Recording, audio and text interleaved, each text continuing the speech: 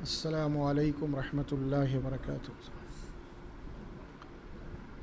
الحمد للہ رب العالمین، الصلاۃ والسلام علی رسولہ الکریم، اما بعد، قال اللہ تبارک وتعالی فاعوذ باللہ من الشیطان الرجیم، بسم اللہ الرحمن الرحیم، ومن احسن قولا ممن دعا الى اللہ وعمل صالحا وقال اننی من المسلمین، ولا تستوی الحسنة ولا السیئة ادفع بالتي هي احسن فاذا الذی بینک وبینہ عداوة كأنه ولی حمیم، وما يلقاها الا الذین صبروا وما يلقاها الا ذو حظ عظیم، وإما ينزغنك من الشيطان نزغ فاستعذ بالله إنه هو السميع العليم۔ صدق الله العليم۔ رب اشرح لي صدري ويسر لي أمري واحلل عقدة من لساني ويفقهوا قولي۔ یہ قرآن مجید کے سورہ حامیم سجدہ کے آیات کریمہ تلاوت کیے گئے ہیں۔ گزشتہ درس میں یہی آیات تلاوت کیے گئے تھے، اور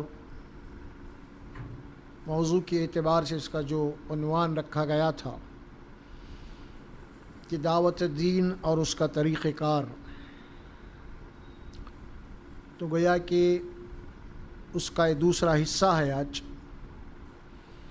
انشاءاللہ تبارک و تعالی دعوت دین یا دعوت اللہ، اسلام کی جو بنیاد ہے، اور دعوت اور اس کا طریقہ کار جو قرآن مجید میں بتایا گیا ہے کہ انبیاء کرام کو اپنی قوموں کی طرف جو بھیجا گیا داعی بنا کے، ان کا دعوت کا طریقہ کار کیا تھا، اور محمد رسول اللہ صلی اللہ علیہ وسلم کی خصوصیت کے ساتھ مکی زندگی کے 13 سال جو دعوت ہی کے ہیں، تو کس طرح آپ صلی اللہ علیہ وسلم اپنی قوم کو دعوت دیے، اس کے انشاءاللہ سبحانہ و تعالیٰ کچھ تفصیلات آئیں گے۔ اس کا ترجمہ سادہ سا یہ ہے کہ وَمَنْ أَحْسَنُ قَوْلًا مِمَّنْ دَعَا إِلَى اللَّهِ، اس شخص سے زیادہ بہتر بات اور کس کی ہو سکتی ہے جو لوگوں کو اللہ کی طرف بلائے، وعمل صالحا، اور وہ خود بھی باعمل ہو، قال اننی من المسلمین، اور اس کا یہ دعویٰ ہے کہ میں مسلمان ہوں، یعنی اسلام کے اوپر ہوں۔ ولا تستوی الحسنۃ ولا السیئۃ، کہ نیکی اور بدی، خیر اور شر دونوں برابر نہیں ہو سکتے، لہذا تم شر کو خیر کے ذریعے سے دفاع کرو، برائی کو بھلائی کے ذریعے سے دفاع کرو،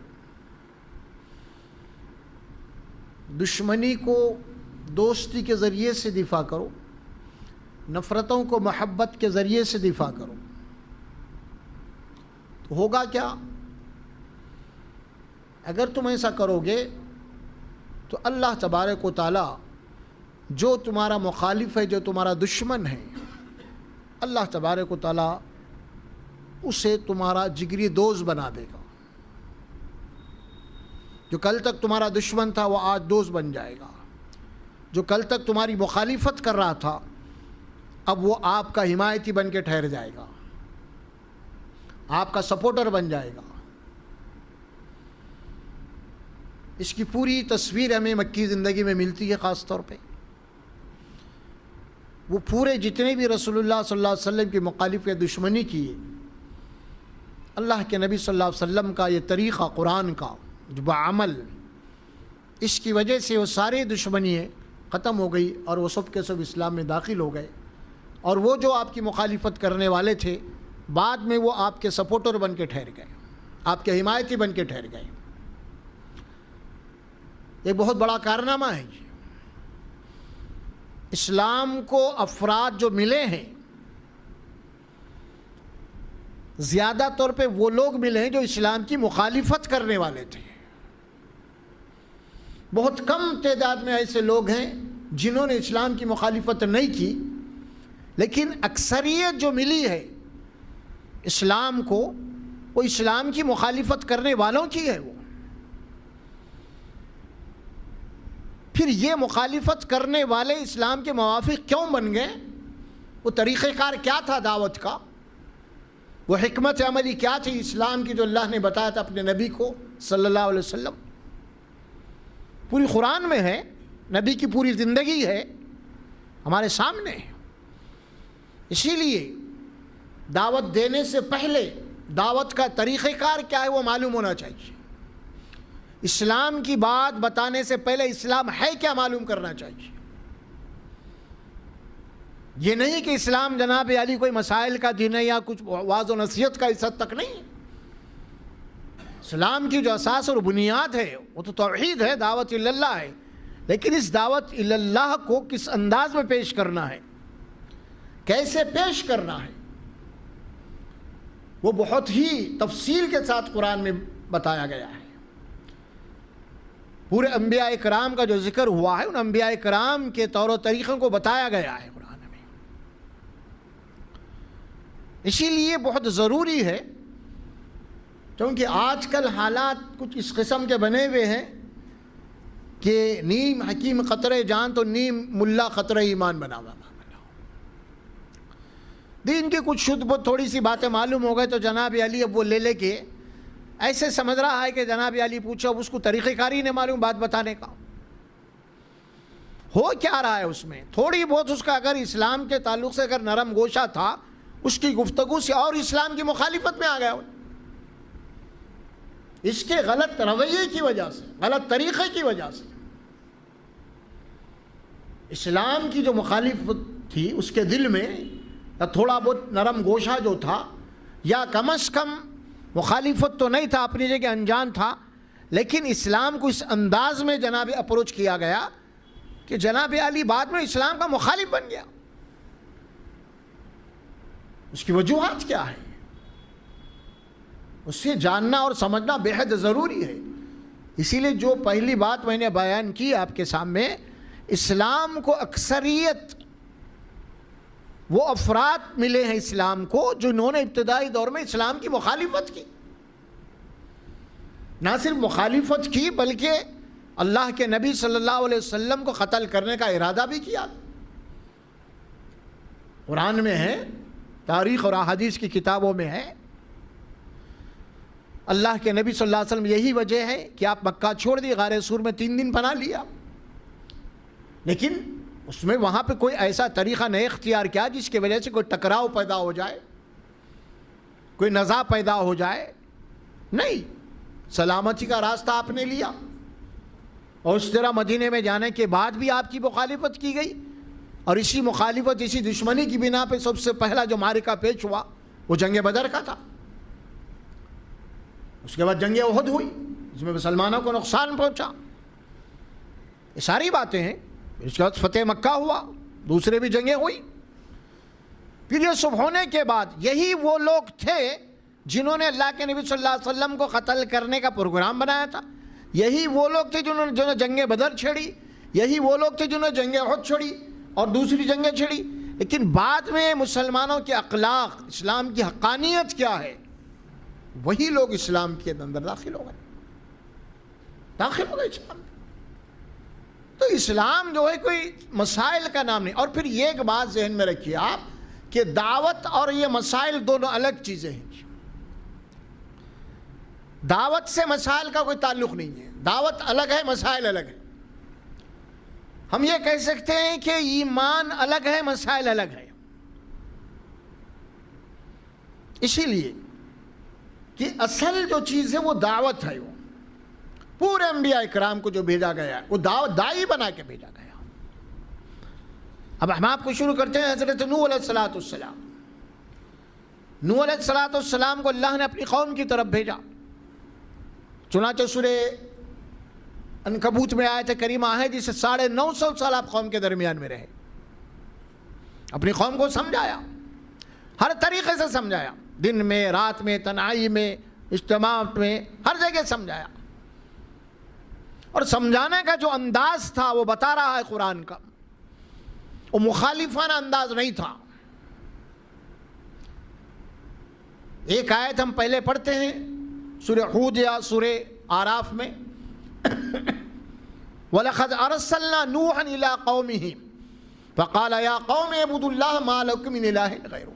ہم نے نوح کو اس کی قوم کی طرف رسول بنا کے بھیجا, اور نوح نے اپنی قوم کی یہ دعوت دی, اے میری قوم, تمہارا الہ, تمہارا معبود صرف ایک ہے, اسی کی عبادت کرو. مَا لَكُم مِّنْ إِلَٰهٍ غَيْرُهُ, اللہ کے سوا تمہارا کوئی اور الہ, کوئی اور معبود, کوئی اور کارساز نہیں ہے. بات آپ نے رکھی. اب اس کے جواب میں قوم کے جو بڑے بڑے لوگ تھے, سردار وغیرہ, ان کا ذکر آیا کہ اس کا کیا جواب ملا, اس کا رد عمل کیا ہوا. قال الملأ الذین, قوم کے سرداروں نے کہا, جواب دیا, قال یا نوح انا لنراک فی ضلال مبین, اے نوح, ہم تو تجھے کھلی ہوئی گمراہی میں دیکھ رہے ہیں, تو بھٹکا ہوا ہے. قوم کی طرف سے یہ جواب ملا. آپ کیا کہا آپ نے؟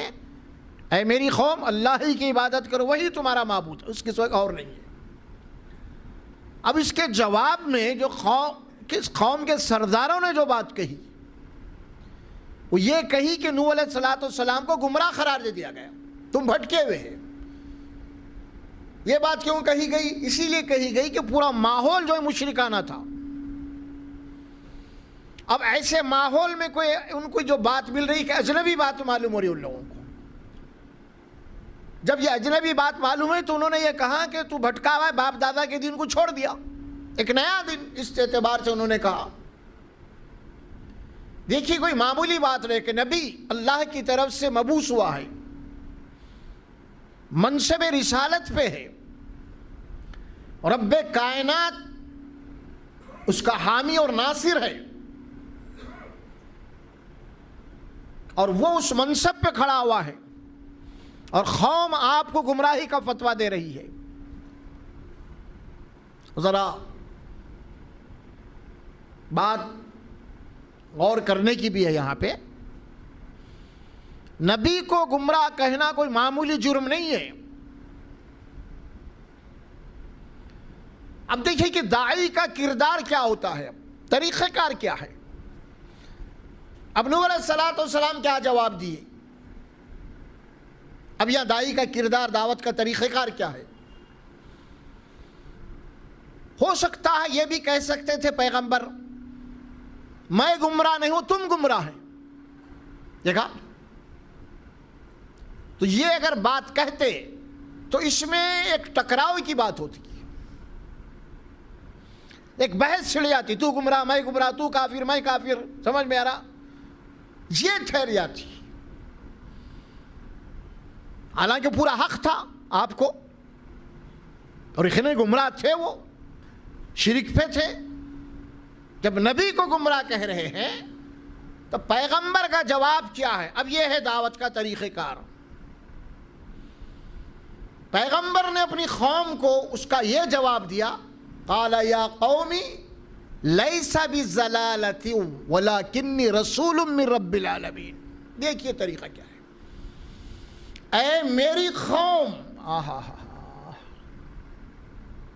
ذرا الفاظ پہ غور کیجئے.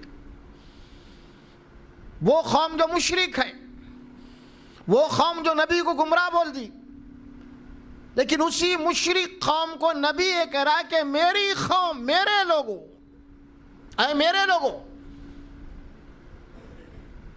تو بہت بڑی بات ہے نا, تم غیر نہیں ہے,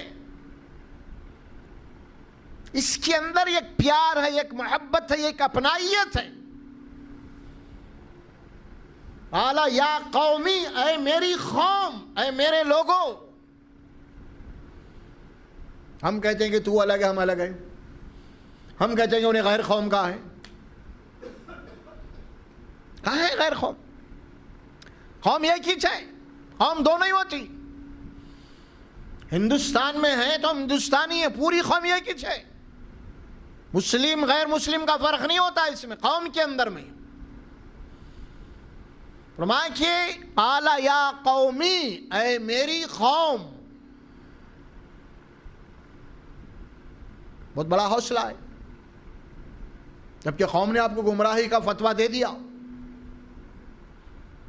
لیکن آپ پلٹ کے نہیں دے رہے ہیں. آپ تو کہہ رہے ہیں کہ میری قوم، اے میرے لوگوں، یا قومی، اے میری قوم. انداز بھی کتنا فطری ہے. لیس بضلالۃ، اے میری قوم میں گمراہ نہیں ہوں. دیکھا آپ نے،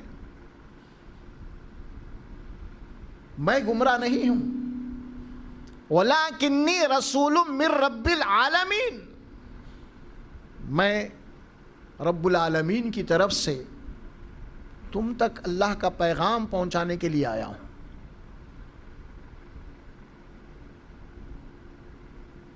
دیکھا آپ، ولیکن رسول من رب العالمین. اس کے بعد اور اہم جملہ ہے وہ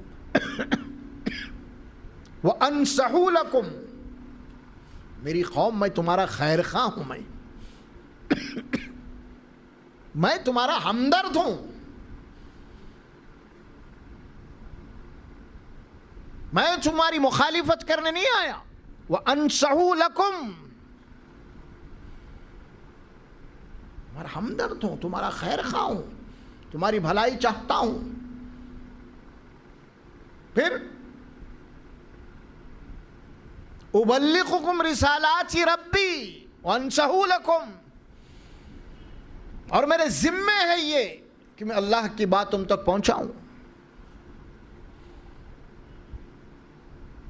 وَأَنصَحُ لَكُمْ، خیر خواہ ہوں میں تمہارا. وَعَالَمُوا مِنَ اللَّهِ مَا لَا تَعْلَمُونَ، اے میری قوم، اللہ کے متعلق میں وہ جانتا ہوں جو تم نہیں جانتے.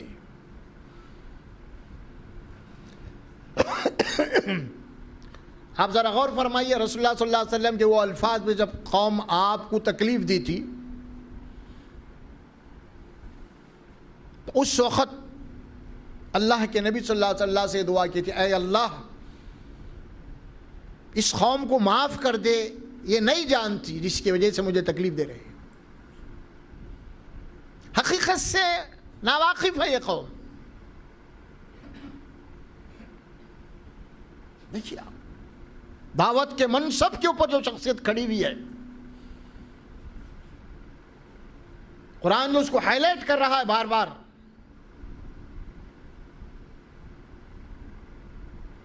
اور یہاں وہی بات بتائی ہے، وَأَنصَحُ لَكُمْ وَعَالَمُوا مِنَ اللَّهِ مَا لَا تَعْلَمُونَ، اور اللہ کے متعلق میں وہ جانتا ہوں جو تم نہیں جانتے. تم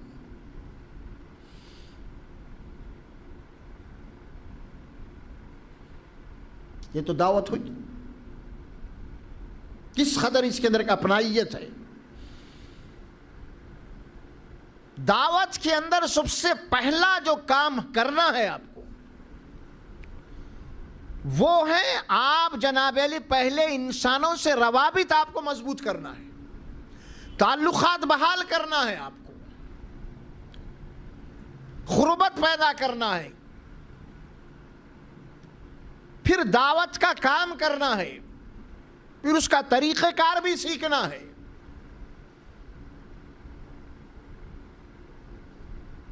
اب قوم نے کیا بات کہی، نوح علیہ السلام نے سمجھا رہے ہیں، نصیحت کر رہے ہیں. اور سورہ نوح میں اور دوسرے مقامات پہ بات آئی جس میں اللہ سبحانہ وتعالیٰ فرمایا، نوح علیہ السلام اپنی قوم سے کہا، وقال، فرمایا کہ میں نے اپنی قوم کو یہ دعوت دی، فَقُلْتُ اسْتَغْفِرُوا رَبَّكُمْ إِنَّهُ كَانَ غَفَّارًا، کیا بات ہے. ہم تو گمراہی کا فتویٰ دے دیتے ہیں، بات نہیں مانا تو کافر کا فتویٰ دے دیتے ہیں، ہم تو کہتے تھے جہنمی ہو گیا. لیکن اب پیغمبر یہ کہہ رہے ہیں، آپ کو گمراہ بولی قوم، آپ کی مخالفت کری، پیغمبر یہ کہہ رہے ہیں میں نے میری قوم کو اس بات کی دعوت دی، اے میری قوم اپنے گناہوں کی معافی مانگو کہ تمہارا پروردگار بہت ہی بخشنے والا ہے، تمہارے کو معاف کرنے والا ہے. حالانکہ اللہ تبارک و تعالیٰ اس صفت عذاب دینے کی بھی وہ بات نہیں کہی اللہ عذاب دیں گا، نہیں. دیکھیے اب آپ ذرا اللہ سے محبت پیدا کرنے کی بات کہی جا رہی ہے. قربت، اگر تم میری بات نہیں مانو گے اللہ تم کو دوزخ میں ڈالیں گا، یہ نہیں فرمایا. فرمایا کہ تم اپنے گناہوں کی معافی مانگو. فَقُلْتُ اسْتَغْفِرُوا رَبَّكُمْ إِنَّهُ كَانَ غَفَّارًا، تمہارا رب بہت معاف کرنے والا ہے، بہت بخشنے والا ہے. دیکھیے اب آپ کیا جھلک رہا ہے اس کے اندر. کیا کوئی انتقام کی بات نظر آ رہی؟ قوم سے کوئی نفرت کی بات نظر آ رہی؟ نہیں. قوم کی ہمدردی، وَانْصَحُوا لَكُمْ، بار بار قوم کی طرف.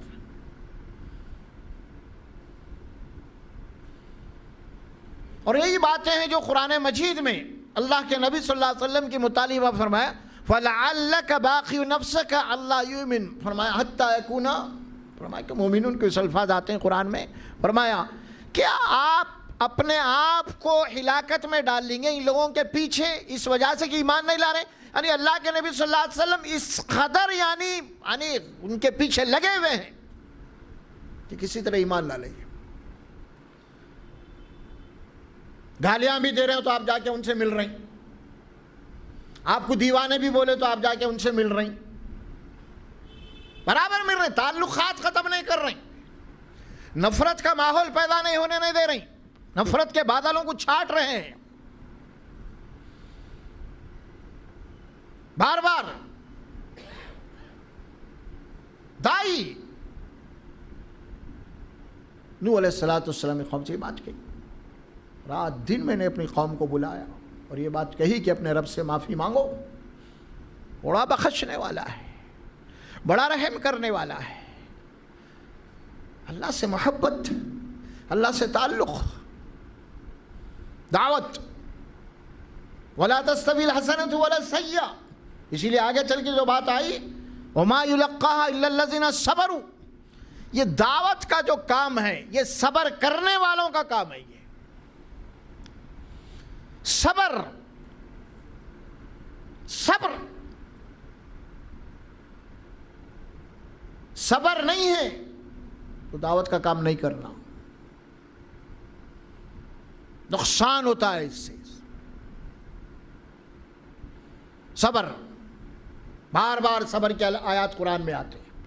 اللہ قرآن میں وَاصْبِرْ عَلَىٰ مَا يَقُولُونَ، اے رسول صلی اللہ علیہ وسلم آپ صبر کیجئے، جو بھی یہ لوگ آپ کے خلاف بکواس کر رہے ہیں، آپ کے خلاف گستاخی کر رہے ہیں، کبھی آپ کو دیوانہ بول رہے ہیں، کبھی آپ کو شاعر بول رہے ہیں، کبھی آپ کو کاہن بول رہے ہیں، کبھی آپ کو جادوگر بول رہے ہیں، کبھی آپ کو جادو زدہ بول رہے ہیں، کبھی بول رہے کو جن سوار ہو گیا، آزین سوار ہو گیا، یہ بھٹک گیا، فلاں والا بہت ساری باتیں جو کسی گئی ہیں.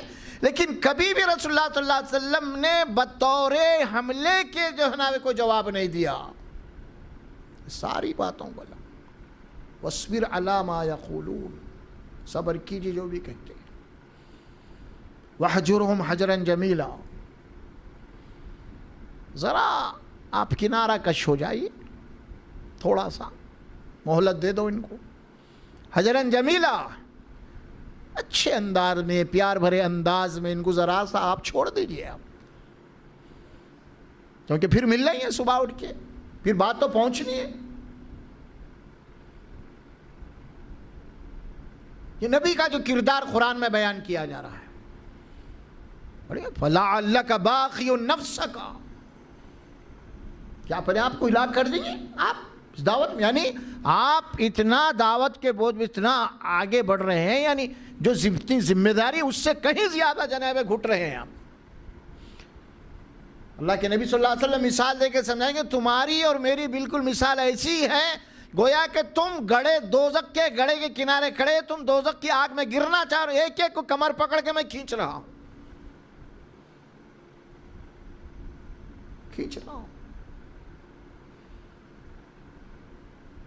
آپ صلی اللہ علیہ وسلم اپنے صحابہ کرام کو بھی یہی تعلیم دیے۔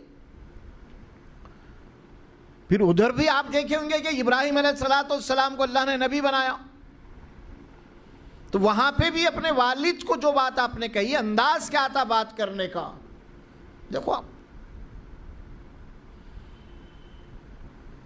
جب دونوں کے مباحثے ہوئے باپ اور بیٹے کے، تفصیلات اسی سورہ مریم ملی ہوئی ہے آپ کو۔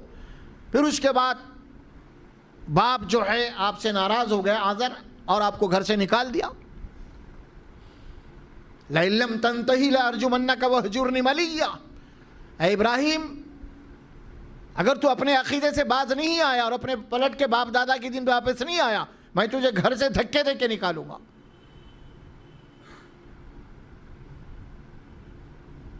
جو باپ کی طرف سے وارننگ تھی،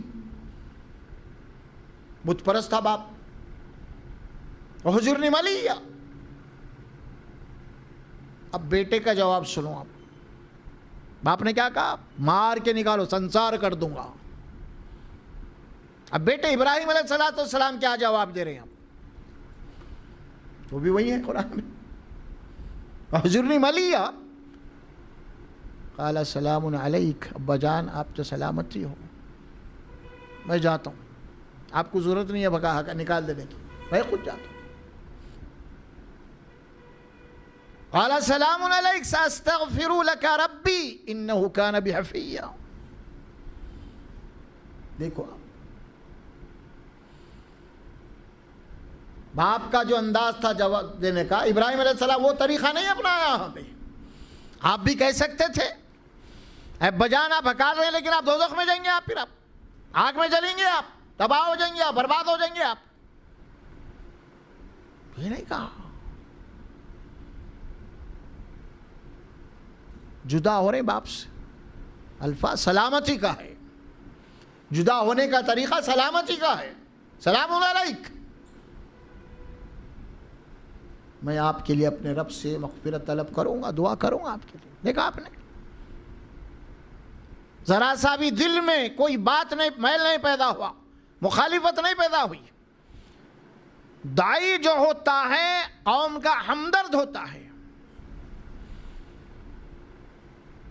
جس طرح ایک باپ جو ہے اس کا بیٹا جب بیمار پڑ جاتا ہے اور ایسا خطرناک مرض لاحق ہو جاتا ہے تو باپ کی نیند حرام ہو جاتی ہے، راتوں کی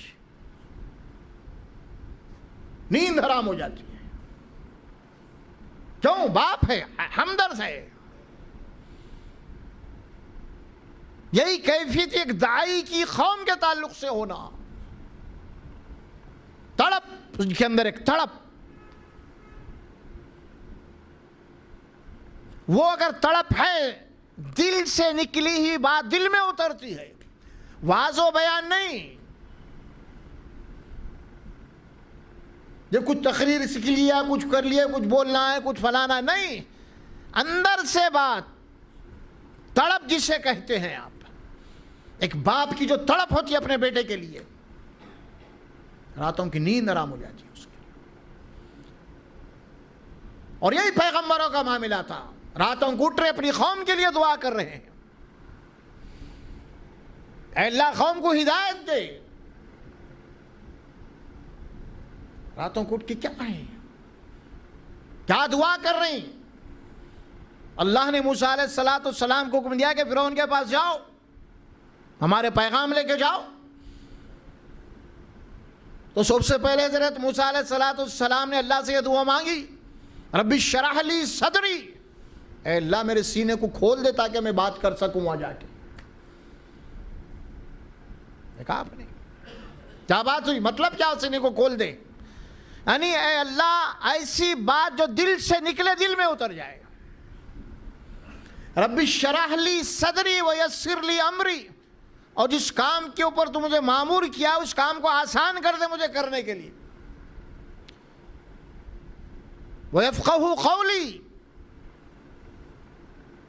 اور میری بات کو سمجھا دے۔ اب دیکھیے آپ کیا ہے، موسیٰ علیہ السلام ہارون علیہ السلام کو حکم ہوا، سورہ طٰہٰ میں آیت ہے، فرمایا اذهبا الى فرعون انه طغى، اے موسیٰ و ہارون تم دونوں فرعون کے پاس جاؤ، باغی ہو چکا، سر اٹھا رہا ہے، ہمارا پیغام لے کے جاؤ، ہمارا پیغام اس تک پہنچاؤ۔ ذرا ٹھہر جائیے آپ یہاں پہ، اذهبا الى فرعون انه طغى، پھر اس کے بعد اللہ کہتے ہیں فرعون کے پاس تم جاؤ گے، اس کا جلال، اس کا تخت، اس کا تاج، اس کا غرور اتنا ہے کہ ذرا فرعون سے نرمی سے بات کرنا،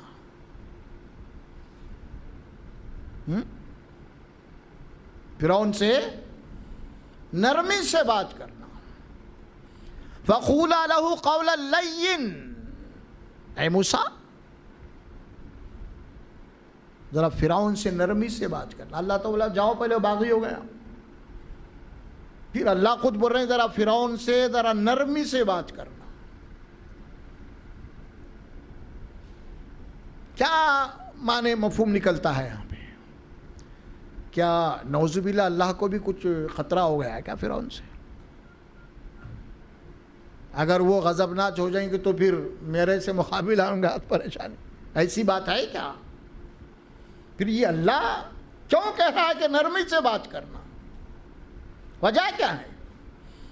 ہم کہتے ہیں میں حق پہ ہوں، نرمی سے کو بات کروں، میں اکڑ کے بات کروں گا۔ دیکھا ہم کیا کہتے ہیں؟ میں حق پہ ہوں، میں کہ نرم، میں کہ کو دبوں۔ ارے یہاں پیغمبر حق پہ ہے، خود اللہ بول رہے ہیں کہ جاؤ، جا کے ذرا نرمی سے بات کرو، فَقُولَا لَهُ قَوْلًا لَيِّنًا، بہت بڑی بات ہے۔ دعوت کا طریقہ اللہ خود بتا رہے ہیں اپنے نبی کو، کیونکہ اللہ انسان کو بنایا ہے، اور اللہ جانتا ہے، اللہ انسان کو جب بنایا ہے تو انسان کے اندر ایک نفس کو رکھا ہے، ہر انسان میں انانیت ہے۔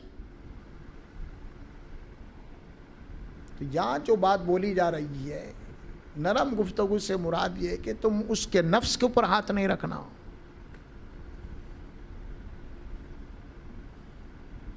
انداز جو ہوگا بات کرنے کا نرمی والا ہونا۔ ہو سکتا تھا کہ بھئی ارے یہ فرعون کی حقیقت کیا ہے، رب کائنات مجھے اللہ بھیجا ہے، اس کی کیا حقیقت ہے، فرعون مان لے، ورنہ منٹوں کے اندر تیری حکومت اللہ تباہ کر دیں گا۔ اگر اس انداز ہوتا تبلیغ کا، دعوت کا، ہاں پیغمبر کو کیا ڈر ہے، بھئی اللہ بھیجا، اللہ میرے ساتھ ہے، اس کی کیا حقیقت ہے، مانتا نہیں مانتا۔ گفتگو ایسی ہو سکتی تھی، لیکن اللہ بولا کہ نہیں، جاؤ نرمی سے بات کرو۔ فَقُولَا لَهُ قَوْلًا لَيِّنًا لَعَلَّهُمْ يَتَذَكَّرُ أَوْ يَخْشَىٰ، آپ کے اس نرم طریقے سے ہو سکتا ہے کہ وہ نصیحت حاصل کر لے، ہو سکتا ہے کہ اس کے اندر جو ضمیر ہے وہ جاگ اٹھے۔ ہر انسان میں ضمیر ہے، وہ ہر انسان کے اندر ضمیر میں یہ بات رکھی ہوئی جو قرآن نے کہی، الستُ بربکم، ہر انسان کو بنا کے اللہ تعالیٰ ان سے عہد لیا کہ میں تمہارا رب ہوں یا نہیں، سب جواب دے کیا ہر انسان آنے والا، اللہ تو ہی ہمارا رب ہے۔ اور اس اعتبار سے ہر انسان کے ضمیر میں یہ بات رکھی ہوئی ہے کہ ایک رب ہے، ایک خدا ہے۔ اب نبیوں کا کام، دعوت دینے والوں کا کام کیا ہے، اسی کو جگانا ہے، اس کو بار بار اس کے ضمیر کو ٹٹولنے کی دعوت دینا ہے، اپنے ضمیر میں جھانکنے کی دعوت دینا ہے، نفس کو نہیں چھیڑنا ہے۔ تیرے ضمیر کے اندر ایک بات ایسی ہے، اس کو اجاگر کرنا ہے، اصل میں اس کو یاد دلانا ہے۔ الستُ بربکم قالوا بلی، سب اقرار کر کے آئے، فرعون بھی اقرار کر کے آیا تھا، اسی کو جگانے کے لیے جناب علی پیغمبر کو بھیجا کہ جاؤ جگاؤ اسے، وہ کہیں نہ کہیں کھو چکی ہے اس کی میموری، وہ اس کو یاد دلانا ہے۔ اور چنانچہ جب پیغمبر گئے موسیٰ اور ہارون، تو ظاہر ہے کہ وہ نہیں جاگا، انہیں لیکن وہ میموری اس کی اس وقت جاگی جب وہ ڈوب رہا تھا، اس وقت بولا کہ اب ایمان لاتا ہوں میں. جب ٹائم تھا ایمان لانے کا اس وقت یاد نہیں آیا اس کو، اس وقت یاد آیا. اللہ بولا اب کوئی فائدہ نہیں. جاگ اٹھی وہ میموری، وہ ضمیر جاگ اٹھا اس کا اندر سے، اندر جو تھی ایک الستو بربکم. جتنے بھی پیغمبر آئے دراصل اسی عہد کی تجدید کروانے کے لیے آئے کہ دیکھو یہ ہے، اس کو ضمیر کہتے ہیں. مسائل میں الجھانا نہیں ہے، غیر فطری بات نہیں کرنا نہیں ہے. اللہ کا دین اور فطرت انسانی یہ کوئی دو الگ چیزیں نہیں ہیں. فطرت انسانی کا دوسرا نام ہی اسلام ہے. انسان کو دین فطرت میں پیدا کیا گیا ہے، اسی لیے توحید کی بات یا دین اسلام کی بات اس کے فطرت کے خلاف نہیں ہے. یہ الگ بات ہے کہ ہمارا سمجھانے کا جو انداز ہے وہ مصنوعی ہے، وہ بناوٹی ہے. وہ اگر فطری اپروچ ہو جائے، نیچرل اپروچ ہو جائے تو برابر وہ بات اس کو کھٹکا دے گی، دستک دے گی اس کے ضمیر کے اوپر. جاؤ سمجھاؤ، گئے دونوں سمجھانے کے لیے، سمجھا بات کو، لیکن اس وقت اس کا ضمیر نہیں جاگا میرا. تو دعوت کا طریقہ جو ہے نا، یہاں جو بات بتائی گئی ہے، اس سے پہلے بھی آیت آئی تھی، وہ ادعو الی سبیل ربک بالحکمہ، حکمت کے ساتھ. حکمت کہتے کسے ہیں بھائی؟ دیکھیے لفظ ہمارے پاس جو ہے نا طب میں استعمال ہوتا، میڈیسن، حکیموں کے پاس. حکمت کہتے کسے ہیں؟ بیماری کا علاج کرنا. اور حکیم کرتا کیا ہے؟ آپ کو دوا دیتا ہے اور دوا بدل بدل کے دیتا انہیں. تشخیص کرتا مرض کی کیا ہے. جب صحیح دوا لگ جاتی ہے تو شفا ہو جاتی ہے اللہ کی طرف سے. نہیں لگی، اسی لیے جب صحیح بات اس کے دل کو لگ جائے گی جاگ اٹھے گا، اب کہے گا ایمان. تو بات سمجھانے کا جو ہے بناوٹی نہیں. دعوت میں مسائل نہیں، دعوت میں نماز نہیں، روزہ نہیں، حج نہیں، یہ سب مدنی دور کی باتیں ہیں. یہ سب دعوت میں دعوت الی اللہ، اللہ کیا ہے آپ کو سمجھانا ہے. اور نیکسٹ جو ہمارا موضوع وہ یہی ہے کہ دعوت کس چیز کی دیں گے آپ. لیکن میں گفتگو کر رہا ہوں کہ طریقہ کار کے اوپر. دعوت وَانْصَحُوا لَكُمْ، نوح علیہ السلام کا ذکر قرآن میں آیا. اب آپ دیکھیں کہ ایک ذکر آتا ہے سورہ یاسین میں، 3 پیغمبروں کو بھیجا گیا قوم کی طرف، اور قوم جو ہے تینوں کو جھٹلائی پیغمبروں کو، بلکہ قتل بھی کر دی.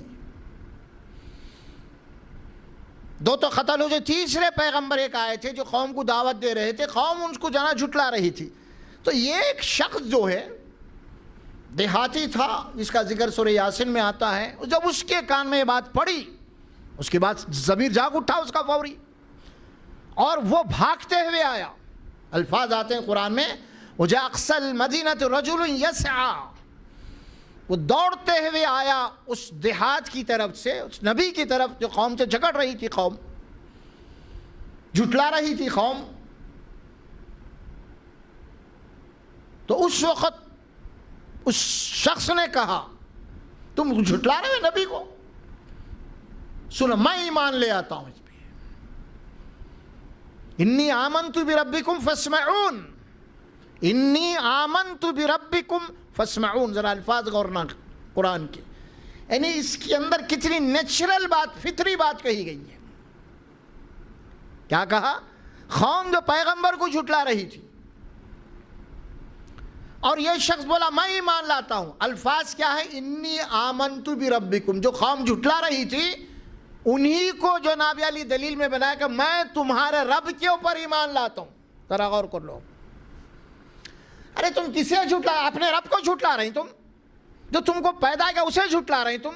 سنو جو تمہارا رب ہے میں اس پہ، یہ نہیں کہا سنو میں میرے رب پہ ایمان لاتا ہوں بول کے نہیں بولا، سنو میں رسول کے رب پہ ایمان لاتا ہوں نہیں بولا. انی آمنت بربکم، تمہارے رب کے اوپر ایمان لا رہا ہوں. یہ ہے مسلمات، یہ ہے طریقہ فطری. حالانکہ قوم جھٹلا رہی، لیکن اسی قوم کو جناب علی کہا تمہارے رب پہ ایمان لا رہا ہوں. یعنی مطلب یہ ہوا جہاں تک رب کا تعلق ہے، پالنہار کا تعلق ہے، پیدا کرنے والے کا تعلق ہے، ہر زمانے میں پوری قوم کا عقیدہ رہا ہے وہ ایک ہے اوپر والا. اس کے نام الگ ہو سکتے ہیں، اس کو خدا بولو، رب بولو، آپ کچھ بھی بولو، آپ یا گاڈ بولو، ایشور، وہ الگ بات ہے. یہ ساری بھی چونکہ اللہ کے بہت سارے نام ہیں جو اللہ قرآن میں فرمایا للہ الاسماء الحسنی. جتنے بھی اچھے نام ہیں جس کے اندر کوئی نقص نہیں، کوئی عیب نہیں، جتنے پرفیکٹ نام ہیں سب اللہ ہی کے ہیں. تو فرمایا کہ میں تمہارے رب کے اوپر ایمان لاتا ہوں. فاسمعون، یہ بھی الفاظ غور کرو ذرا. فاسمعون، اور سے سنو ذرا میری بات کے اوپر، یعنی غور و فکر کرو. اب قوم جو ہے اس شخص کو بھی قتل کر دی، اس شخص کو بھی قتل کر دی. اور جیسے ہی وہ شخص ایمان لایا اور قوم جب قتل کر دی اس قوم کو، اللہ نے کہا قیل ادخل الجنہ، جنت میں داخل ہو جا. اس کے بعد کے کیا الفاظ ہے قرآن کے؟ قال یا لیت قومی یعلمون بما غفر لی ربی وجعلنی من المکرمین. بھائی بہت غور طرح الفاظ ہے یہ. عموماً سورہ یاسین سب کو یاد رہتا، سب پڑھتے ہیں. قوم کو جب قوم اس کو قتل کر دی اور وہ جنت میں گیا تو آخری جو اس کے دل کی جو حسرت تھی اللہ اس کو نقل کیا. کاش میری قوم کو یہ بات، اس بات کا پتہ چل جاتا، کاش میری قوم کو اس بات کا پتہ چل جاتا کہ اللہ نے میرے سارے گناہوں کو معاف کر کے بہت ہی معزز اور مکرم بنا کے مجھے جنت پہ رکھا ہے. کیا بات، اس کی گہرائی میں گئے تو کیا بات سمجھ میں آ رہی؟ کیا بولا وہ شخص؟ کاش میری قوم کو معلوم ہو جاتا. یعنی مطلب یہ ہوا کہ مرنے کے بعد قوم قتل بھی کر دی تو قوم کے ہمدردی میں جملے بول رہا ہوں. یہ نہیں بولا کہ کاش اللہ اس قوم کو تباہ کر دے تو اچھا ہوتا تھا، مجھے قتل کری نا. ہاں دیکھو آپ الفاظ کیا آتے ہیں. خیر خواہ، مرنے کے بعد اس کے دل میں جو حسرت تھی وہ یہ قوم کی بھلائی کی تھی. وَانْصَحُوا لَكُمْ، یہ ہے دائی.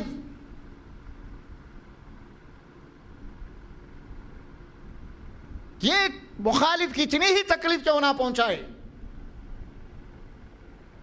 لیکن یہ ایک دائی کے لیے جو اللہ کے دین کے لیے اٹھ کے کھڑا ہوا ہے دعوت کا کام کرنے کے لیے، تکلیف پہنچانے کے باوجود اس کے دل میں ذرا سا بھی اس کے متعلق کوئی ایسی بات نہیں پیدا ہونا کراہیت والی. یہی بات پیدا ہونا اللہ یہ جاہل ہے، نہیں جانتا، معاف کر اسے. یہ ہوتا ہے دائی کا لیول، مقام، حسرت اندر سے.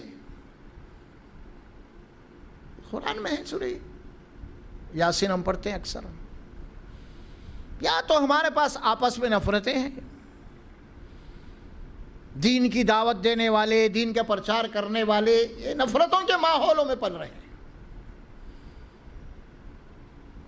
کاٹ ڈالو، مار ڈالو، وہ گمراہ ہے، انہیں وہ ہے، انہیں فلاں ہے، وہ گمراہ، یہ جماعت، وہ. آپ آپس میں غیر قوم تو چھوڑو، اب آپ دوسروں کو تو چھوڑو، ہے ہی نہیں بھائی. بہت اہم سبجیکٹ ہے یہ. اور دائی، قرآن میں جو بات کہی گئی ہے کنتم خیر امۃ اخرجت للناس، تم ایک بہترین امت ہو اور تمہارا وجود دوسرے انسانوں کے لیے ہے، تمہارے لیے نہیں ہے. اس میں یہ بات بتا دی گئی ہے مسلمانوں تم کو جو کچھ بھی اللہ نوازا، چاہے علم ہو، چاہے صحت ہو، چاہے حکومت ہو، چاہے دولت ہو، یہ تمہارے لیے نہیں ہے، یہ دوسروں کے لیے ہے، ان پہ تم خرچ کرنا ہے۔ دیکھیے اب قرآن کے الفاظ کیا آتے ہیں، اخرجت للناس، تمہیں لایا گیا ہے میدان میں، اور جو کچھ بھی تمہیں دیا گیا ہے یہ تمہارے لیے نہیں ہے، دوسرے انسانوں کے لیے ہے۔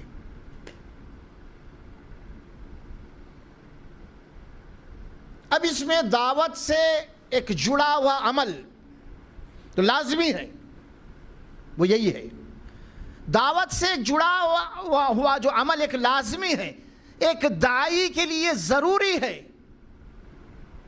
کہ دوسروں کی بھوک پیاس کو اپنی بھوک پیاس سمجھے، دوسروں کی پریشانی کو اپنی پریشانی سمجھے۔ اٹھا کے دیکھ لیجئے نبی کی زندگی، اٹھا کے دیکھ لیجئے صحابہ کرام کی زندگی، دائی ہے یہ۔ اللہ قرآن میں فرمایا کہ تمہارے لیے نہیں ہے اب یہ دولت تو ہم نے تم کو دی دین کا کام کرنے کے لیے، تاکہ یہ دولت تم دوسرے انسانوں پہ خرچ کرو۔ دعوت میں دو طریقے ہیں، اس کا جو لازمی عمل ہے دعوت کا، ایک آپ اللہ کے بندوں کو اللہ کی طرف بلائیں گے، اور دوسری بات کہ بندوں سے آپ کے روابط، آپ کا تعلق اور ان کی ہمدردی، ان کی خیریت آپ کے پیش نظر ہونا۔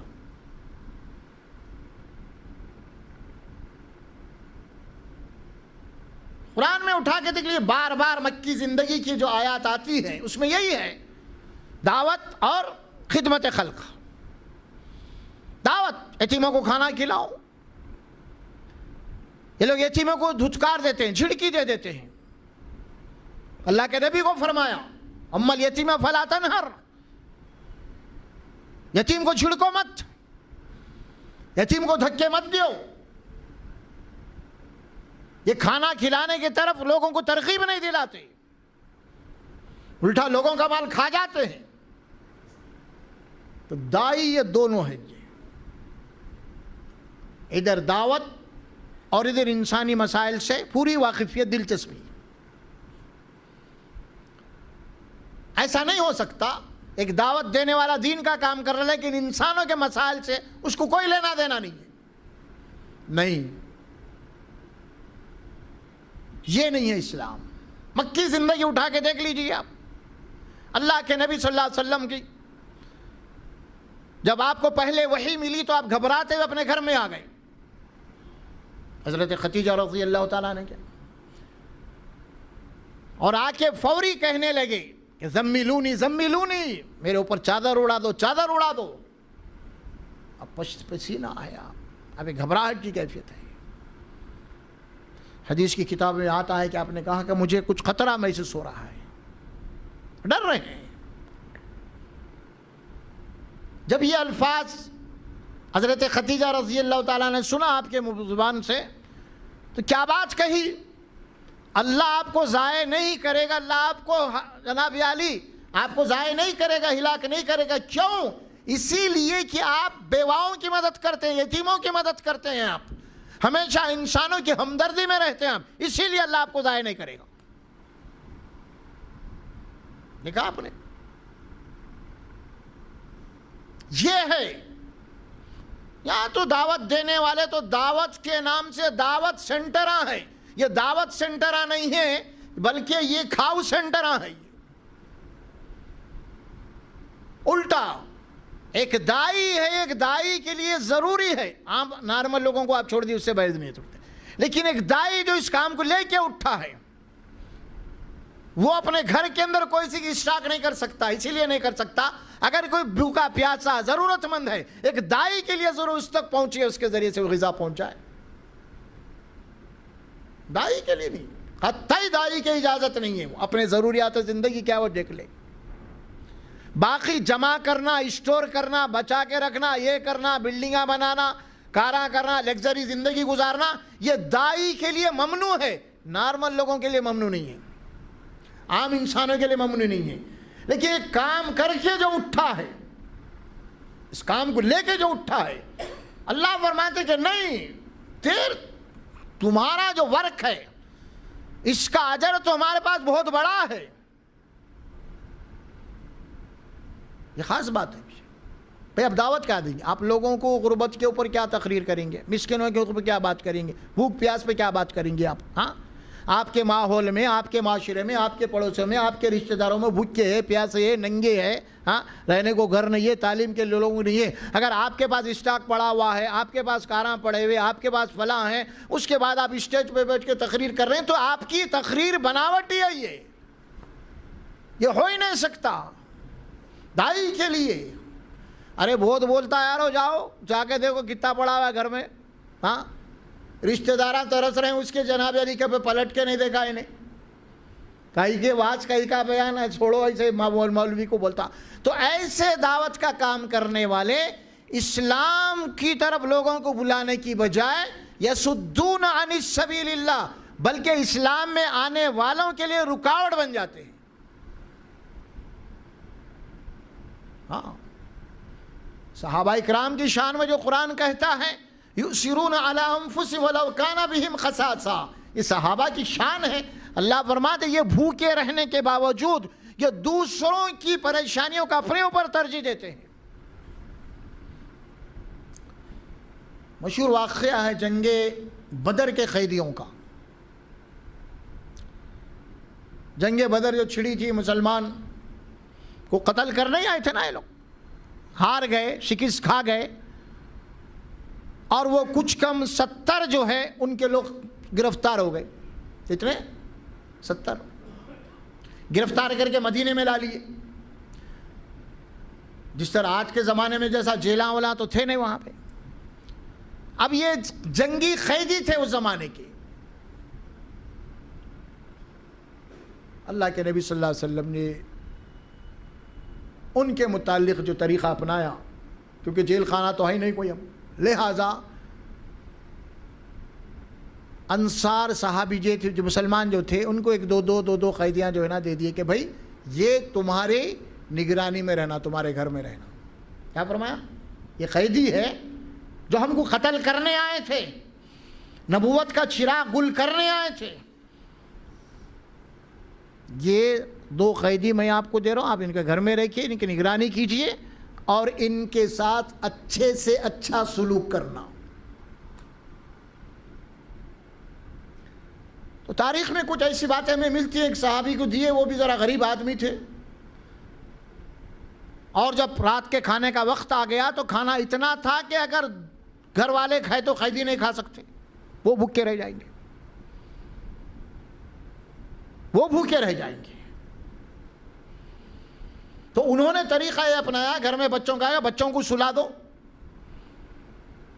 اور دستر بچھا دو اور جو کچھ بھی لا کے رکھ دو. ہم ایسے کرتے ہیں گھر والے دونوں یا بیوی جو بھی ہے کہ دستر پر بیٹھیں گے اور چراغ گل کر دیں گے، کھانا وہاں رکھ دیں گے، اور ہم خالی جو ہے نا دانتاں پیسیں گے تاکہ وہ قیدی پیٹ بھر کے کھا جائے، کھا لے. کیونکہ اللہ کے نبی نے فرمایا ہے کہ ان کے ساتھ اچھا سلوک کرو. آپ غور کیجئے، ذرا سوچئے، کیا انسانیت کا اس سے بھی کوئی اعلیٰ نمونہ ہو سکتا ہے؟ کون کوئی مہمان نہیں تھے، وہ نبی کو، صحابہ کو قتل کرنے آئے تھے. وہ لوگ وہ گرفتار ہوئے اور ان کے ساتھ یہ رویہ اختیار کیا جا رہا ہے. کیوں؟ انسو تمہاری ہماری ذاتی دشمنی نہیں ہے، یہ دشمنی یہ ہے کہ حق کا معاملہ ہے. ہم تم کو جہنم سے بچانا چاہتے ہیں، حتی الامکان کے کوشش کر رہے ہیں. ہم تم قتل بھی کرنے آئے، ہم جہاں تک ڈیفنس کیے اس کا، حملہ آور نہیں ہوئے. ہم بات تم کو پہنچنا ہے اللہ کی بات، اور تم قید ہو کے آئے ہیں. اب غور کیجئے آپ، یہ طریقہ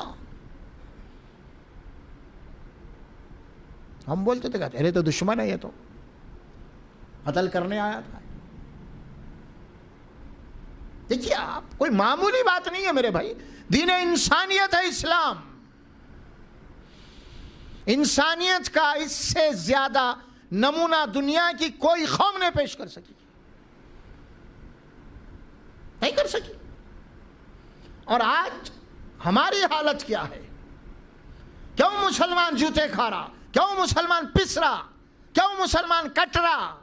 اس کی وجہ یہی ہے کہ اسلام کے جو اقدار ہیں، جو ہائی ویلیوز ہیں، ہم نے اس کو جناب علی پامال کر رکھ دیا ہے۔ اسلام کے پرچار کرنے والے ہم ہیں، ہم ہی نے اسلام کو بدنام کر دیا ہے۔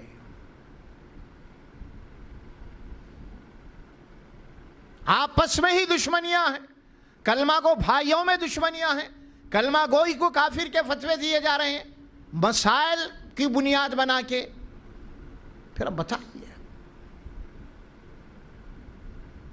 دائی بہت ضروری ہے۔ اللہ کے نبی صلی اللہ علیہ وسلم نے بات فرمائی، لیکن نفرت کا ماحول مت پیدا کرو۔ احادیث آتے ہیں بڑے تفصیل سے اس سلسلے میں۔ اللہ کے نبی فرماتے ہیں صلی اللہ علیہ وسلم، یسروا ولا تعسروا، آسانیاں پیدا کرو، مشکلات مت پیدا کرو۔ بشروا ولا تنفروا، خوشگوار ماحول رکھو، خوشی کا ماحول، محبت کا ماحول، پیار کا ماحول پیدا کرو۔ ولا تنفروا، نفرتوں کا ماحول مت پیدا کرو، گرم بازاری مت کرو۔ یہ سب حدیث ہے، قرآن یہ بات کہہ رہا ہے۔ وہ آیت کریمہ بھی جو بتایا کہ خیر اور شر دو برابر نہیں ہے، مسلمانوں کو حکم دیا گیا اگر تمہارے ساتھ کوئی برائی کا معاملہ کرے تو تم اس کے ساتھ اچھائی کا معاملہ کرو۔ اگر کوئی تمہارے اوپر پتھر برسائے تو تم پھول برساؤ، اگر کوئی تمہیں گالی دے تو تم دعائیں دو، اگر کوئی تم سے محروم کرے تو تم انہیں عطا کرو، اگر تم کو روٹ رہا تو تم اسے مناؤ۔ یہ سب حدیث میں ہے، نبی کی سیرت ہے یہ سب۔ اور کیجیے، سوچیے، اسلام، دائی، دعوت، لیکن وما یلقاها الا الذین صبروا، لیکن صبر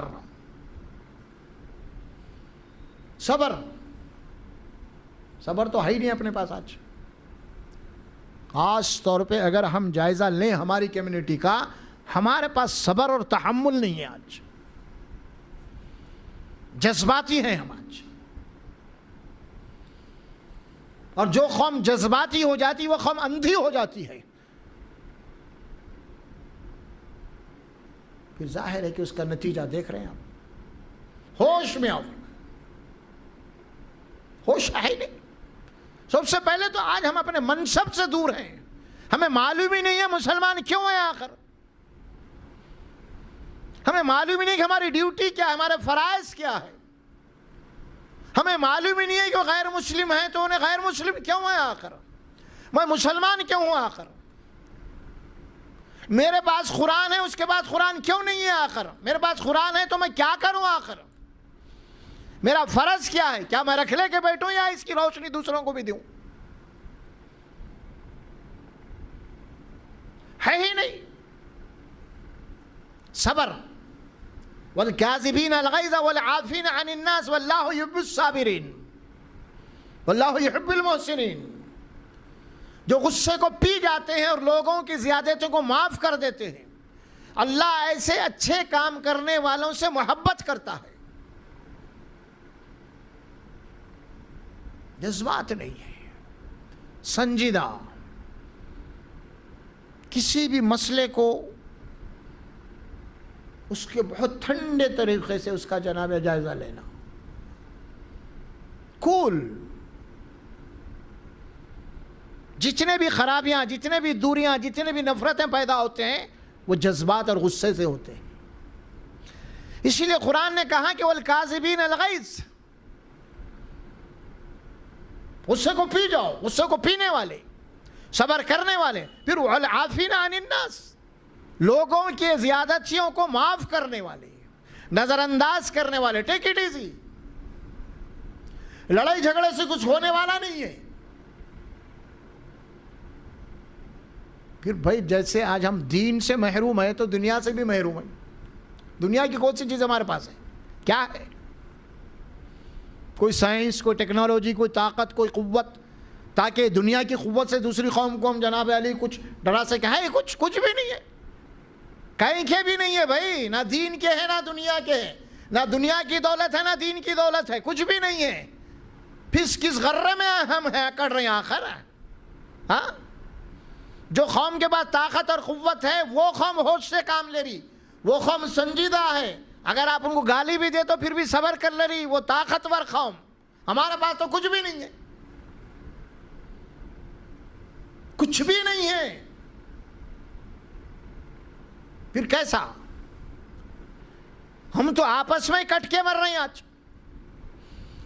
ہم تو مسلکوں کے جھگڑے میں آج پڑے ہوئے ہیں. آج یہاں تو اللہ تو بولا کہ دشمنوں کو معاف کر دو, دشمن کو دوست بناؤ. ہم تو مومن کچھ کافر بول دے رہے, مہر مسئلے کے اسلام, مسائل کا اختلاف. اب روایات کو بنیاد بنا کے جھگڑے ہو رہے ہیں. یہ حدیث ہمارے پاس صحیح ہے, تمہارے پاس ضعیف ہے, یہ حدیث فلاں ہے, یہ فلاں ہے. اب یہ بحث چل رہی. اصل قرآن کدھر گیا کہ اب قرآن کا جو علم ہے, ذالک الکتاب لا ریب فیہ, یہ وہ کتاب ہے جس میں کوئی شک و شبہ نہیں, یہ اللہ کی طرف سے نازل کرتا ہے, ایک حرف کا بھی اس کے اندر کوئی شک و شبہ نہیں. وہ کتاب تو کدھر گئی کہ اب یہ راویوں پہ جھگڑے ہو رہے ہیں, راوی کو بنیاد بنا کے جھگڑا کر رہے ہیں. بھائی یہ راوی ضعیف ہے, آپ کیوں مان رہے ہیں اس کو, یہ صحیح نہیں ہے, یہ فلاں ہے. ارے بھائی کیا دین راویوں کے اوپر ہے کہاں دین؟ دین تو اصل قرآن میں ہے, روایات میں تو مسائل ہیں, ایمان نہیں ہے روایات میں. روایات دین تو قرآن میں, ایمانیات تو قرآن میں ہے. اور پھر قرآن میں ایسا کہ مفصل مجمل ہے.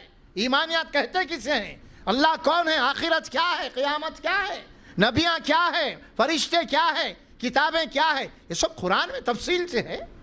اس میں کوئی جھگڑا معمولی مسائل میں. ہاں, کوئی ضروری نہیں ہے میں جو راوی کو صحیح سمجھو صحیح ہو, یا آپ صحیح سمجھو. ہو سکتا ہے کہ انسان کی تحقیق ہے, ہو سکتا ہے کہ غلطی ہوئی ہوں گی. یہ راویاں کوئی فرشتے نہیں ہیں نا. جیسا فرشتہ جو ہے جبرائیل امین جو ہے قرآن کے راویے فرشتے ہیں, یہ قرآن کو لے کے رسول اللہ صلی اللہ علیہ وسلم تک اللہ کے نبی نے جناب صحابہ کے دلوں میں حفظ کروائی, محفوظ کروائی, لکھوائی. ہاں, اب یہ راویوں کا معاملہ جیسے جبرائیل قرآن لائے ویسے راویاں تو نہیں لائے نا, یہ فرشتے تو نہیں ہیں نا راویاں. فرشتے سے غلطی نہیں ہوتی, اور راویاں انسان ہیں, انسانوں سے تو غلطی ہوئیں گی. ہو سکتا ہے کہ ایک آدمی امانت دار ہے, ایک راوی امانت دار ہے, ایک آدمی دیانت دار ہے, ایک آدمی سچا ہے, یقیناً ہم مانیں گے اسے. لیکن ہو سکتا ہے کہ اس سے بھول بھی ہو سکتی ہے. کیا سچے آدمی سے بھول نہیں ہو سکتی؟ ہاں, کیا بھول نہیں سکتا؟ کیا ایک سچا آدمی اپنے الفاظ کو آگے پیچھے نہیں کر سکتا ہو؟ بتائیے آپ, ایسی تو بات نہیں ہے نا. ایک گفتگو میں آپ سے کروں گا, پھر اس کے بعد وہی گفتگو دوبارہ کروں گا تو الفاظ آگے پیچھے ہو جائیں گے. میرے الفاظ, آپ نہیں. پھر یہ راویوں کو بنیاد بنا کے دین میں جھگڑے کیوں؟ خطرناک بیماری چل رہی ہے, خطرناک بیماری چل رہی ہے. گویا کہ ایسے محسوس ہو رہا کہ دین کا پورا بنیاد, دین کی پوری بنیاد راویوں کے اوپر ہے. اللہ بچائے اس فتنے سے جو اب چل رہا ہے اس وقت. انہیں بولتا وہ حدیث, انہیں بولتا یہ حدیث, یہ وہ روایت, یہ نہیں بولتا وہ ضعیف, تمہارے پاس یہ صحیح, تمہارے پاس وہ صحیح. انہیں بولا سیاست تھا اچھے کے حدیث کی کتابیں, پھر انہیں بولتا نہیں 2 ہی حدیث کی صحیح کتابیں, پھر باقی کے 4. انہیں بولتا موطا امام مالک, انہیں بولتا نہیں ترمذی, انہیں بولتا فلاں. ارے کیا ہے بحث پورے. اب اس میں لے دے اب دشمنان اسلام کو جو ہے ایک بہت بڑا ہتھیار مل گیا ہے. ارے بھئی یہ کمزوری یہاں پہ ہے ان کی, لہذا اس کو بنیاد بنا کے ان کو تفرقوں میں بانٹو. قرآن میں تو کچھ نہیں کر سکتے. 1400 سال سے کوشش ہو رہی ہے قرآن کے اندر کچھ کرنے کی, لیکن آج تک جناب دشمن ناکامیاب ہے. اور کامیاب ہوا ہے تو یا راویوں کے پاس کامیاب ہوا ہے. اور یہ گر معلوم ہو جاؤ انہیں, ان کو جھگڑانا ہے تو یہاں لڑاؤ. تو مسئلہ یہ جو پیدا ہو گیا, میں یہ بات کہہ رہا ہوں آپ کے سامنے کہ دعوت ایمانیات کی ہوگی, مسائل کے معاملے میں آپ جناب آپ کی تحقیق ہے, آپ جسے مطمئن ہیں, آپ اس کی جناب علی چلیے, آپ اسے انکار نہیں ہے آپ کی بات کو. لیکن یہ کوئی بنیاد بنا کے فرقے بنا لینا, اس بنیاد بنا کے جھگڑے کر لینا, یہ راویوں کو بنیاد بنا کے کفر کے فتوے دے دینا, یہ راویوں کو بنیاد بنا کے ہمارے راوی کے مطابق تمہاری عبادت نہیں ہوئی لہذا تمہاری عبادت قبول نہیں, یہ بولنا, یہ سنگین گمراہی ہے. یہ تحقیق ہے, مانیں گے آپ؟ ایسا نہیں ہے معاملہ, بتا رہا ہوں میں آپ کو. یہ دعوت نہیں ہے, یہ تو عداوت ہے, مخالفت ہے, انحراف ہے, نفرت ہے, دوریے ہیں. فَتَقَطَّعَهُمْ أَيْدِيَهُمْ فرمایا انہوں نے امت مسلمہ کے ٹکڑے کر دیے, انہوں نے کاٹ دیے, انہوں نے ٹکڑے ٹکڑے کر دیے, الگ الگ ہو گئے. کیسے ہوگا ایسا؟ اسی لیے قرآن نے کہا کہ وَاعْتَصِمُوا بِحَبْلِ اللَّهِ, قرآن کو مضبوط پکڑ لو, یہاں علم ہے. قرآن میں تو تدبر ہے ہی نہیں, قرآن میں تو غوطہ زنی ہے ہی نہیں, قرآن میں تو تذکر ہے ہی نہیں. اب لگے ہوئے راویوں کو چھاننے پہ, ختم.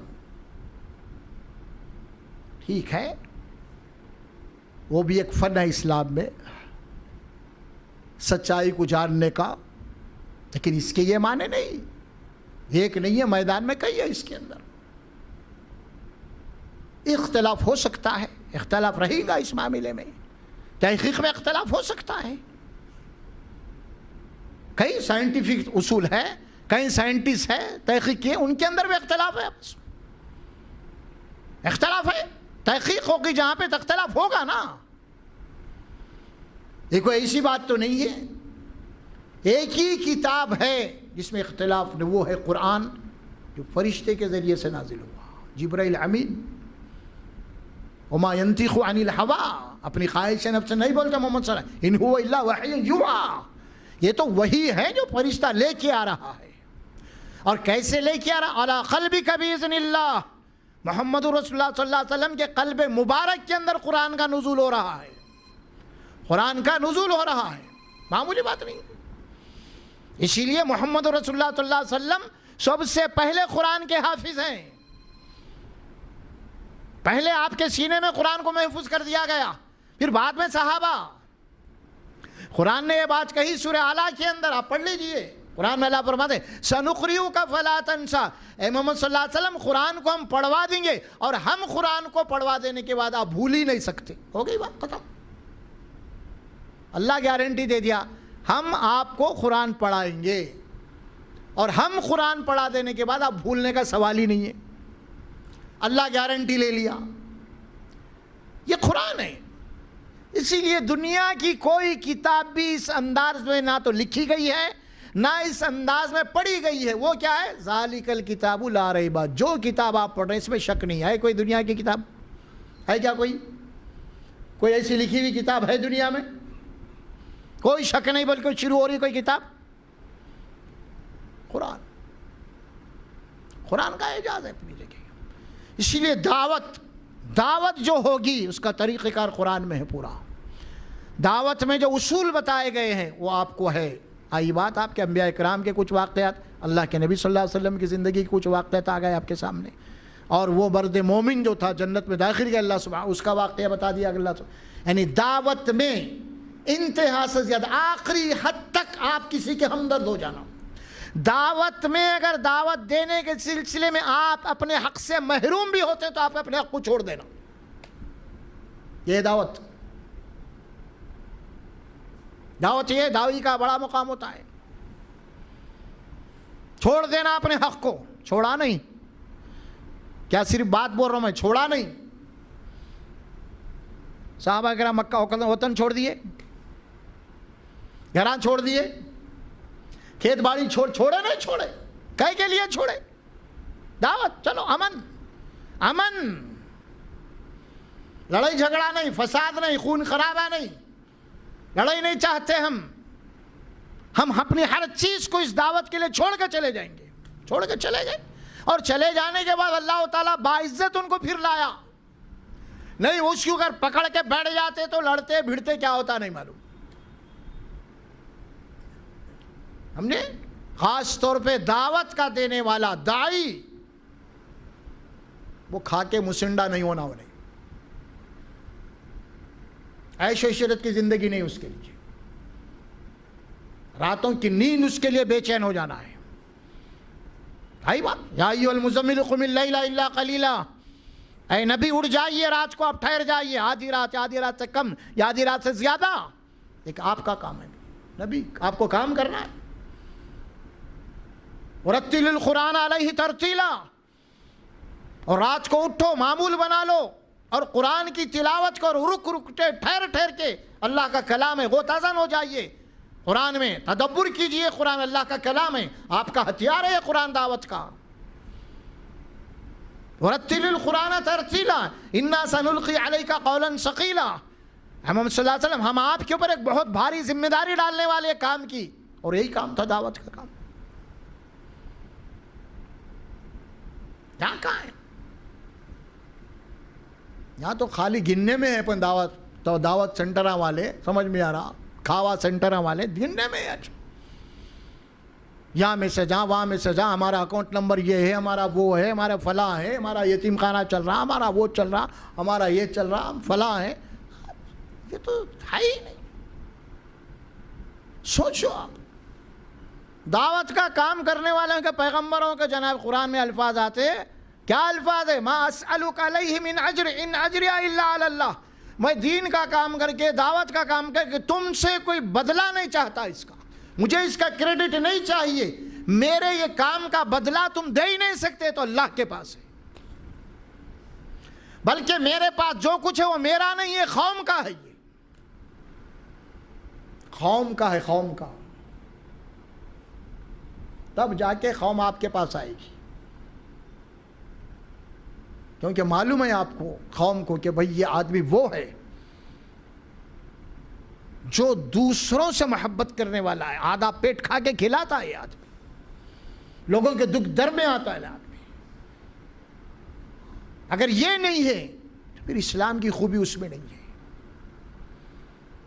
اسلام برائے نام ہو جاتا ہے. اسی لیے بہت ضروری ہے اس میں کہ دعوت کے اندر یہ چیز، دعوت کا جز، اس کا جو لازمی حصہ ہے وہ ہے خدمت خلق. انسانوں کے ساتھ آپ کی بھلائی خیر خواہی ہر اعتبار سے. ایک ہندو ہے، غیر مسلم ہے، آپ کا دوست ہے، ملنے جلنے والا ہی ہے، اگر اس کے گھر میں کسی کا دیہانت ہو گیا ہے، آپ پرسا دیجیے اسے جا کے، میں بھی آپ کے دکھ میں شامل ہوں. ہاں، ہم کیا بولتے، ملہرے گیا دوزخ میں نے، پھر ناری وسق جیسے اس کو دے دیے. نہیں، یہ تو جا رہا ہے، اس کا جنازہ آپ بول دیے پھر ناری وسق بول کے، وہ دوزخ میں گیا بول کے، تو کل پتہ چلے گا کہ یہ بولنے والا جنت میں جاتا یا نہیں جاتا. کیوں؟ اسی لیے کہ اللہ کا پیغام اس مرنے والے تک پہنچایا نہیں پہنچا، تیری ذمہ داری تھی بیٹا. اگر اللہ کے کلام سے، اللہ کے دین سے وہ غافل جا رہا ہے تو پکڑا جائے گا، انہیں بچ جائے گا. تمہارے پاس تھی نعمت، پہنچنا اس تک تھا. یہ کنتم خیر اخرجت، تم کو نکالا گیا ان لوگوں کے لیے، ان لوگوں کے لیے تم کو نکالا گیا، میدان میں لایا گیا ان لوگوں کے، ان تک تمہارے ذریعے سے ان تک پہنچنا دین.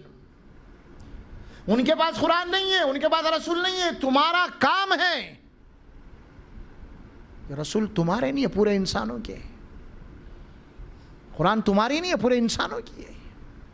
تم کو اس کا امانت دار بنایا گیا ہے، اور اس امانت کو دوسروں تک پہنچانا تمہاری ذمہ داری ہے. ابھی اس کا دوسرا حصہ جو آئیں گا کہ دعوت اور اس کی ذمہ داریاں کیا ہے، اس کے اندر تفصیلات آئیں گی انشاءاللہ تبارک و تعالی کہ ہماری ذمہ داریاں کیا ہے دعوت میں. اور یہ بات آئی کہ دعوت اور اس کا طریقہ کار بہت اہم موضوع ہے، کہ اس میں بہت ہمیں حساس ہونا چاہیے، اپنا جائزہ لینا چاہیے اور سنجیدہ ہونا چاہیے. میں اللہ تبارک و تعالیٰ سے دعا کرتا ہوں کہ اللہ سبحانہ و تعالیٰ مجھے اور آپ کو اس معاملے میں بڑا سنجیدہ بنائے اور بڑا ہی متفکر بنائے، اور دیگر انسانوں کے ساتھ ہمدردی کا معاملات کرنے کی توفیق عطا فرمائے. بارک اللہ لی ولکم فی القرآن العظیم ونفعنا وإیاکم بالآیات و ذکر الحکیم.